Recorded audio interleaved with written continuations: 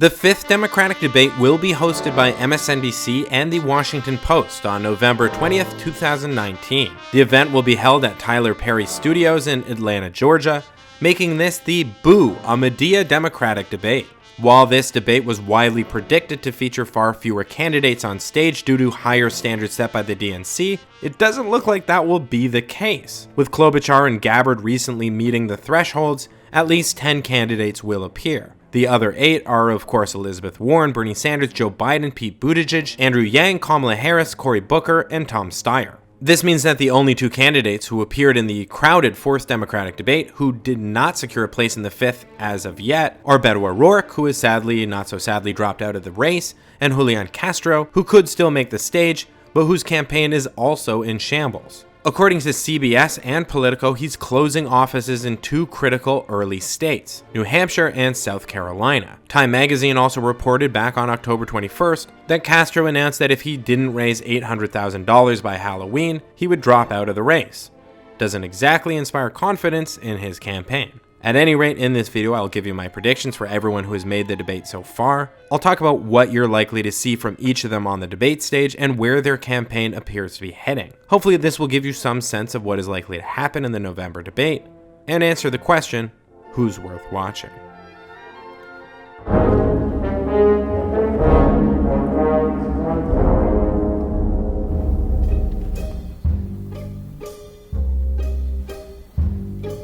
For Amy Klobuchar, this will be a critical debate. She very clearly had the strongest performance of her campaign in the 4th debate and gained a significant boost in the polls. Even with that boost, she's still polling in 6th place with an RCP average of just 2.6%. So like I said in my debate breakdown video, she did well for Klobuchar, but not enough to put her into serious contention. The 5th debate will determine whether this surge was just a little blip or the beginnings of a sea change for the right wing of the Democratic Party. With Joe Biden looking rather vulnerable, Klobuchar could sell herself as a choice replacement. Sure, she doesn't have the charisma of a Pete Buttigieg, but she's got the experience. She's been a senator for over a decade, she's given speeches in snowstorms, and she's eaten salads with hair combs. What else could you ask for in a presidential candidate? So to move towards serious contention, Klobuchar needs to build on the success she experienced in the 4th debate. She needs to continue to challenge other candidates directly, be aggressive, deliver strong lines, and make good arguments. But more than that, she needs to deal with her more direct competitors. So far, Klobuchar has stood her ground against Warren and Sanders, but she also needs to distinguish herself amongst the more conservative establishment candidates. Pete Buttigieg is younger, more charismatic, and has more campaign cash. Biden has the best poll numbers, the most name recognition, and more money than Klobuchar. Klobuchar has to hit these 2 on their vulnerabilities. For Pete, it's probably his inexperience. For Biden, there are dozens of potential points of criticism. What I actually expect to see from Klobuchar, well, that's a different matter altogether. Since she saw a big spike in her polls after the 4th Democratic debate, I expect she'll conclude that she did everything right.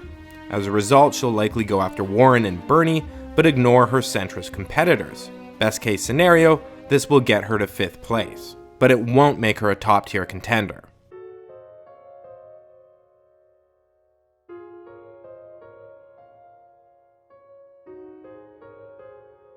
Despite having numerous exciting performances in past debates, Tulsi Gabbard has recurrently failed to gain serious traction in the polls. She did quite poorly in the 4th debate and will likely try to turn things around in the 5th. But I would warn Gabbard supporters that the idea that she will actually have a chance of becoming a first-tier competitor appear extremely remote at this point.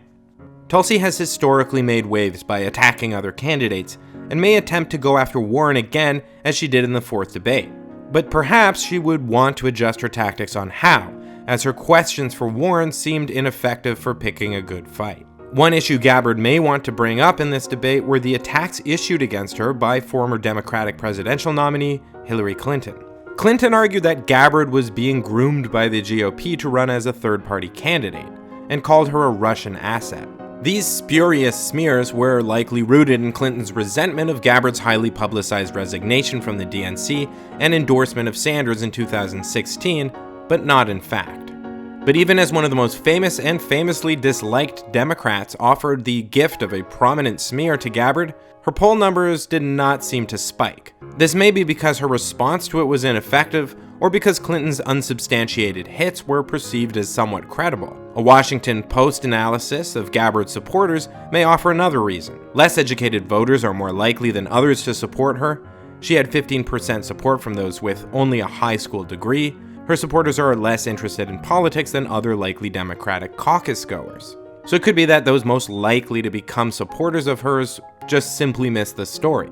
At any rate, bringing it up in the debate would likely be a means of building her anti-establishment brand to a broader swath of discontented populists. But like I say, Tulsi's campaign appears to have hit a ceiling. If she were going to become a top polling contender, this probably would have happened back when she was the top Googled candidate during her first 2 debates. By the way, for those of you who think she was only top Googled because she's good looking, there is at least one piece of evidence that backs that theory. Her supporters are overwhelmingly male. At any rate, Gabbard continues to be a fascinating minor candidate to watch, but she has virtually no chance of becoming the nominee. She'll probably recover a bit in her performance this time around, but this will have little bearing on the race overall, at least when it comes to her own prospects. She could lay an effective attack against another major candidate, as she has done in the past, and potentially land a blow to their poll numbers. But at this point, I'm also beginning to doubt her continued ability to do that.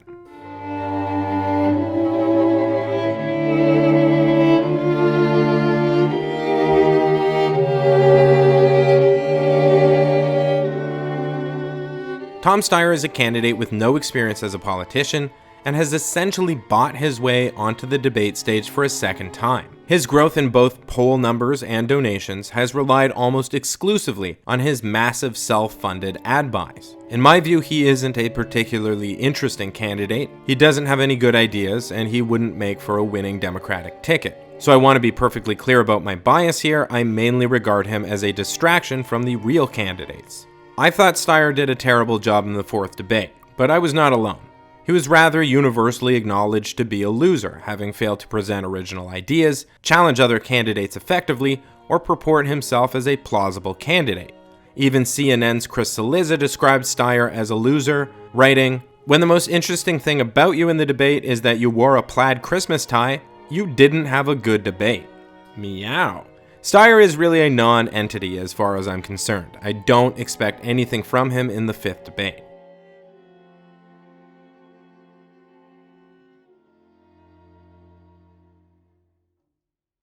Although a far more experienced candidate with more charisma, better ideas, and more political acumen, I regard Cory Booker to be about as unlikely to make waves in this debate as Tom Steyer. Booker has recurrently had a relatively non-confrontational approach to debating, which means he's unlikely to knock out a major player with an attack. As for his own prospects, he peaked at 6% in the RCP averages in late February, slid down below 3% by May, and has failed to show any chance of gaining ground since then. Booker's debate performances seem to range between utterly forgettable to charismatic but ultimately ineffective. I don't expect a big change this time around, and honestly don't expect him to remain in the primary contest for much longer. Kamala Harris really was in early days a serious factor in the Democratic debates and the primary in general. That has very clearly changed. No longer does she appear to be willing to issue strong challenges to the biggest candidates on stage, and somehow her once formidable, charismatic presence on stage has become muted and easily forgettable. While Harris has enough campaign cash to stick it out in this race for quite some time, she's already showing signs that she's looking for an off-ramp. Last week, CNN, Politico, and the Washington Post reported that she was shutting down her campaign offices in New Hampshire and firing staff. Her campaign argued that this was just a change in focus, that they're pushing all in on Iowa. But in that state, she's currently in 6th place, according to RCP, behind Warren, Buttigieg, Sanders, Biden, and even Klobuchar. This is a huge fall, as she was in 2nd place in Iowa back in early August. Since Harris seems to be on her way out, I strongly doubt she'll be willing to present an aggressive strategy at the 5th Democratic debate. She's really just looking now for a way to make a graceful exit from the race. I expect she's going to try to leave on a positive note and focus her efforts in this debate on making friends with other candidates, not enemies. She'll likely have some choice words for Trump, general praise for the Democratic Party, and little else on offer. While Andrew Yang had a generally strong performance in the fourth debate and benefited from extended conversations about his issues, universal basic income, automation, and data rights, he's still not making any headway in the polls, sitting currently with an RCP average of 2.4%. While I have long considered him to be a minor candidate worth watching, with genuine potential to crack into serious consideration, it appears that it just isn't happening for him. In my view, bringing discussions of UBI to the mainstream was already a significant victory for Yang, and he should already consider his campaign a success. As for actually becoming a serious contender for the nomination, well, that's not very realistic.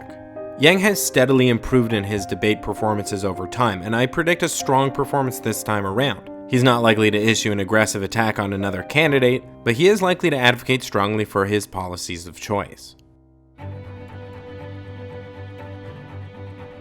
Up now to around 7% in the RCP averages, Pete Buttigieg is the most plausible single-digit candidate to actually make a serious run for the nomination. Aside from his relatively strong poll numbers nationwide, Pete is currently in second place in Iowa and has more campaign cash than any other candidate aside from grassroots favorite Bernie Sanders. I am personally ideologically to the left of Mayor Pete, and underwhelmed by both his policy positions and the detail of his proposals. I also have serious concerns about his inexperience on the national stage, as he has only served in municipal politics. But there is no doubt in my mind that he is highly intelligent, politically savvy, and extremely charismatic, all assets that will serve him well in his quest to become a top competitor in this race.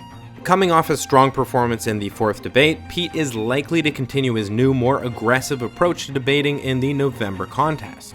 To gain ground, Pete will have to present himself as the best alternative for disillusioned Biden supporters. To prove that, he will have to continue to hammer Sanders and Warren, the latter most especially. Warren gained much of her current support by chipping away from Biden supporters, meaning Pete could plausibly win some of them over to himself, even though she is significantly more progressive than either Biden or Pete. Warren is also Pete's top competitor for the Iowa caucus, and winning there would cement the mayor as a top-tier candidate for the rest of the nation. Pete might also do well to attack Biden directly, since despite continuing to stand as the frontrunner, he received little in the way of attacks in the third debate, as the rest of the field apparently decided that Warren is the candidate to topple, even though really, she still isn't quite there yet.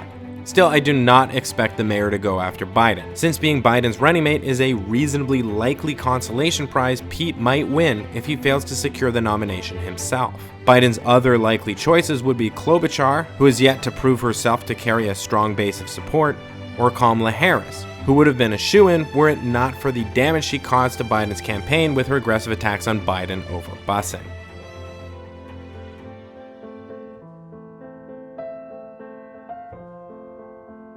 Like Buttigieg, Bernie Sanders had an astounding performance in the fourth Democratic debate, probably the best of the night. He then went on to secure endorsements from a number of influential lefties: Alexandria Ocasio-Cortez, Ilhan Omar, Rashida Tlaib, Noam Chomsky, and Michael Moore. Although I don't really want to make any formal endorsements, I will point out, for full disclosure, Sanders remains my preferred candidate, and I consider it highly unlikely at this point that my opinion will change on that. Also, I think Yang's policies deserve serious consideration. I think while Warren is more or less a watered-down Bernie on most issues, she'd still probably be the most progressive president since FDR, and I think that Tulsi's central concern of ending regime change wars is absolutely correct and important. So I certainly don't think Sanders is perfect, and I see praiseworthy policy ideas from several of his competitors, but I'm fairly convinced that he's the best choice for me. The only reason I don't think this is a total endorsement is that I will change my mind if need be. I will criticize him if he does something to merit that, and I will not tell you guys to vote for him. You should vote for whoever you believe in, based on whatever measures you deem worthy. Anyway, Bernie has seen some reasonable momentum as of late. His RCP average the night of the debate was 15.6% and has since risen to 18.1%. Since October 7th, he's gained a total of 3.8 points, while his biggest progressive rival, Elizabeth Warren, has lost 4.6, meaning Bernie is inching closer to becoming the top progressive alternative to frontrunner Joe Biden. Given his positive momentum and his history of not deviating much in strategy from one debate to another, we can expect that Sanders will attempt a repeat performance in this debate. He'll focus on policy, keeping his messaging centered around a positive defense of his own positions, and his critiques of rivals will be limited to pointing out distinctions in their records. For example, Warren voted for Trump's military budget increases, and Biden supported the Bush administration's quagmire in Iraq. Also of note, in the last couple of performances, Bernie has had substantially less talking time than you might expect from a top-tier candidate. While his messaging and strategy is unlikely to change, his campaign may be looking at ways to get him more talking time. This may just require him to be a little more aggressive and speaking out of turn. This could also be handed to him, as his bounce back in the polls will likely lead to more attacks from candidates like Biden and Klobuchar. While Elizabeth Warren went into the 4th Democratic debate in the midst of a huge surge in the polls, she enters the 5th having lost significant ground. On one day, October 8th, 2019, she was the frontrunner in the polls, but currently she is dangerously close to being passed by Sanders in the national polls at least. In Iowa, Warren has secured first place as Biden has dropped precipitously, but Buttigieg has emerged as a serious challenger off the heels of a debate in which the two clashed over healthcare policy. In apparent response to criticisms about how she would fund her healthcare plans, Warren recently released her own Medicare for All plan, one which promises not to raise taxes on the middle class. Warren will likely, as a result, face new rounds of criticisms from Buttigieg and from Biden, whose campaign has already issued harsh critiques. The mathematical gymnastics in this plan are all geared toward hiding a simple truth from voters. It's impossible to pay for Medicare for all without middle-class tax increases. To accomplish this sleight of hand, her proposal dramatically understates its cost, overstates its savings, inflates the revenue, and pretends that an employer payroll tax increase is something else. Going totally on the defensive on her plan might be problematic in terms of optics for Warren, so she will likely make another attempt to attack plans of Biden and Iowa rival Buttigieg. Last time around, her critique that Pete's plan was Medicare for all who can afford it, in my view, didn't quite land and was difficult to fully substantiate. She would, I think, do better to criticize the vagueness of Pete's plan and the inferior cost control power of a public option compared to Medicare for All. Overall, Warren experienced an all-out pile-on in the 4th Democratic debate and failed to rise sufficiently to the challenge. This time around, she's likely to be better prepared for the attacks, and with her poll numbers dropping off a bit, she's likely to experience fewer attacks. This will likely translate into a strong performance.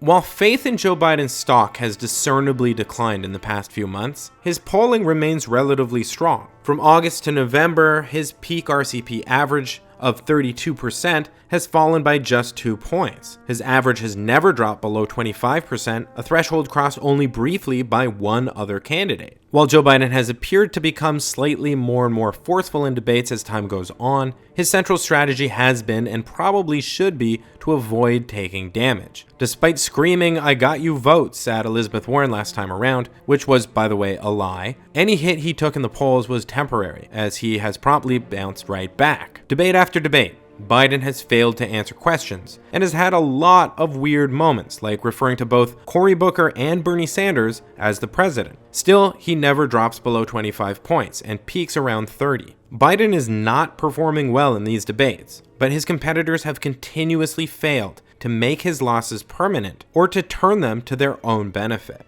Biden has many vulnerabilities that could be exploited by other candidates, but he has not received serious damage from a debate since Harris's busing attack. The last major attack launched on Biden seems to have been Castro's "did you forget what you said 2 minutes ago" thing. Castro suffered serious backlash in the mainstream media for that one, and his campaign is currently in shambles. The lesson other Democrats may take from this is not to go after Biden. But if that happens, Biden could easily cruise on through to win the nomination. Bernie is not likely to attack Biden too harshly, as that's not really his style. Buttigieg is not likely to go after him because he's likely hoping to be his VP pick. The candidate most likely to issue a strong challenge to Biden would be Warren, who has benefited from criticizing him in the past. A smaller candidate could issue the most forceful attack to gain ground, but all seem to have reasons not to do so. Harris has already done that and seems to be all out of steam. Klobuchar seems to refuse to attack fellow moderates. Yang and Booker are both non-confrontational in style generally. Gabbard has repeatedly proven that she's more interested in defending Biden rather than attacking him, and Steyer is very likely incapable of doing so effectively. If Biden is to be beaten in this primary contest, the bottom line is someone's got to be willing to go on the offensive against him once again. There are always risks involved in being aggressive in these contests, but I believe whoever manages to land lasting damage to his campaign will secure themselves into serious contention to replace him and become the answer to this question: who's worth watching? Now, before I end this video, I do want to pay homage to two dearly departed campaigns who left us not nearly soon enough: Tim Ryan 2020 and Beto O'Rourke 2020. Neither had any real chance left to secure the nomination at the moment of their departures, so they did the right thing in getting out of the way. So much respect to them both. I wish them all the best in their future endeavors. And my daughter called me and she said, "You got to do something." And I said, "I'm going to do something, and I'm going to run for president of the United States." Amy and I are happy to share with you that I'm running to serve you as the next president of the United States of America. I'm Tim Ryan, and I'm running for president of the United States of America. I love the delayed reaction in the next room over. You have to stay engaged in these situations. What's a candidate known for climbing onto counters do to kick it up a notch? I would say we must be engaged in this. That's Beto O'Rourke climbing on top of a minivan. We must have our State Department engaged. We must have our military engaged to the extent they need to be. Necesitamos incluir cada persona en el éxito de esta economía. And we've got to be completely engaged. And here's why. I don't want to be engaged. Cada votante necesitamos. I didn't say squash them. When we weren't in there, they started flying planes into our buildings. The Taliban didn't attack us on 9/11. Al-Qaeda did. We're cutting out some of this ear hair that you get when you get older. We have to clearly see at this point. So I'm here at the dentist, and we're going to continue our series on the people of the border. But we do not have the means to pursue this campaign successfully. I'm announcing today that I'm withdrawing from the presidential campaign.